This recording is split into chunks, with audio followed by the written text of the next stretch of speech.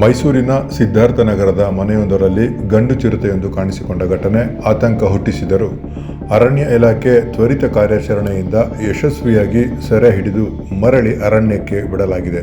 ಇಂದು ಬೆಳಗ್ಗೆ ಚಿರತೆ ಕಾಣಿಸಿಕೊಂಡ ಮಾಹಿತಿ ದೊರಕುತ್ತಿದ್ದಂತೆ ಅಧಿಕಾರಿಗಳು ಹಾಗೂ LTF ಸಿಬ್ಬಂದಿ ಸ್ಥಳಕ್ಕೆ ಭೇಟಿ ನೀಡಿ ಪರಿಶೀಲನೆ ನಡೆಸಿದರು.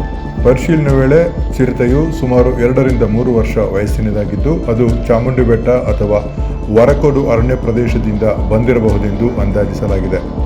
ಘಟನೆಯಿಂದ ಸಾರ್ವಜನಿಕರಿಗೆ ಯಾವುದೇ ಅಪಾಯ ಉಂಟಾಗಿಲ್ಲವೆಂದು ಅಧಿಕಾರಿಗಳು ತಿಳಿಸಿದ್ದಾರೆ. ಬಳಿಕ ಪಶುವೈದ್ಯರಿಂದ ಆರೋಗ್ಯ ತಪಾಸಣೆ ನಡೆಸಲಾಗಿದ್ದು ಚಿರತೆ ಸಂಪೂರ್ಣ ಆರೋಗ್ಯವಾಗಿರುವುದು ದೃಢಪಟ್ಟಿದೆ.